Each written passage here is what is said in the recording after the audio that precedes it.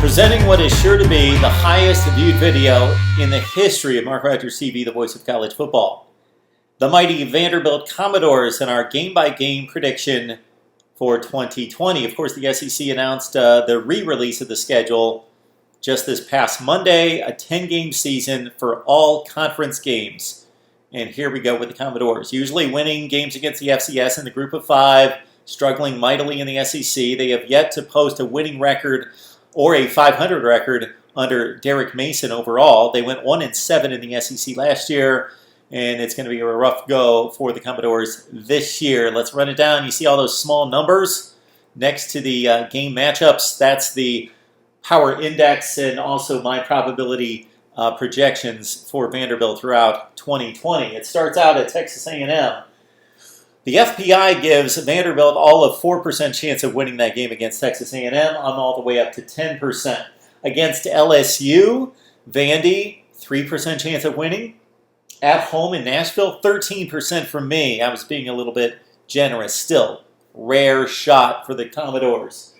Against South Carolina at home, I'm going up 38% on that one. And of course, I put down my numbers before I looked at the FPI, and the index is at 22. Okay, there's a slate of games against Missouri, Ole Miss, and Mississippi State, which will be the Commodores' opportunity window to grab a win or two in 2020, most likely. At Mizzou, I give them a 37% chance of winning. The index is at 19. I'm in the 30s versus Ole Miss, and the power index not giving Vandy as much credit. And then the date at Mississippi State. We both say the Mississippi State Bulldogs are a 74% certainty of winning the game at home against Vanderbilt. But, so does Vandy go 0-10 here?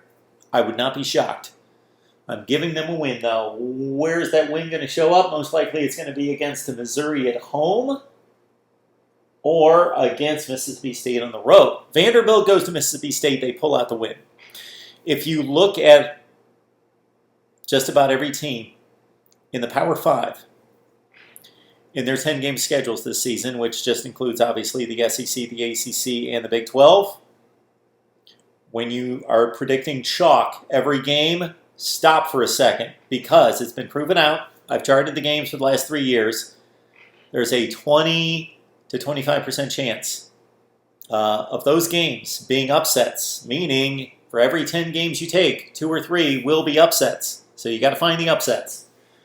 Now, not necessarily when it comes to Vanderbilt, Rutgers, Arkansas, Kansas. Most of those are packed in the middle of the conferences. All right. Mississippi State game. Then on the road at Kentucky. Again, the low numbers, only a 9, a 6, a 20% chance against Tennessee at home, and a 2% chance on the road against Georgia of winning that game. Vandy wins a game, but don't be surprised it's 0-10. SEC schedulers, you could have been kind here and scheduled a Vanderbilt-Arkansas matchup. Or could we have 2 winless teams in the SEC, 2 0-10 teams in the SEC this year?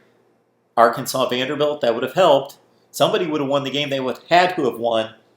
The last time the Commodores won a road game in the SEC was back in 2017 against Tennessee. They are 0-8 since then. 1-9 for Vandy. The FPI has them losing all the games. Your record projection on Vandy, is anybody going to go out on a limb and say Vandy wins 2 games here in 2020?